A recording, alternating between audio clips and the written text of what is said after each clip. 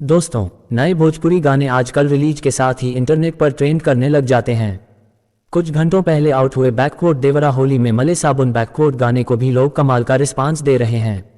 गाने सुनने के लिए लोग हमेशा एक्साइटेड रहते हैं, फिर चाहे गाना किसी भी भाषा में क्यों ना बना हो। इन दिनों भोजपुरी गाने भी लोगों की प्लेलिस्ट में शामिल हो गए हैं। रिलीज के साथ ही गाने के वीडियो पर व्यूज और लाइक की संख्या लगातार बढ़ती जाती है। दोस्तों, वीडियो में आगे बढ़ने से पहले अगर आप हमारे चैनल पर नए हैं तो सब्सक्राइब जरूर करें। दोस्तों, हाल ही में रिलीज हुआ देवरा होली में मले साबुन गाना भी इन दिनों खूब वाहवाही लूट रहा है। आइए जानते हैं इस गाने के बारे में। नए भोजपुरी गाने देवरा होली में मले साबुन को आवाज दी नीलकमल ने।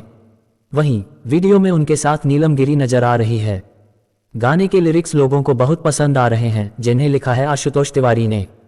सारेगामापा भोजपुरी यूट्यूब चैनल पर गाने को रिलीज किया गया है। होली के रंगों में मस्ती करते कलाकारों को देख लोग भी खुश हो रहे हैं। देवरा होली में मले साबुन गाने के म्यूजिक के साथ साथ नीलकमल और नीलम की केमिस्ट्री को भी लोग बहुत पसंद कर रहे हैं। वीडियो में दोनों जमकर डांस करते नजर आ रहे हैं।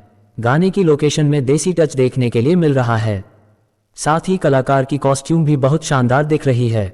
बता दें कि इस गाने को रिलीज के साथ ही कमाल का प्यार मिल रहा है। गाना लगातार ट्रेंड कर रहा है। साथ ही फैंस कमेंट सेक्शन में भी तारीफ करते दिख रहे हैं।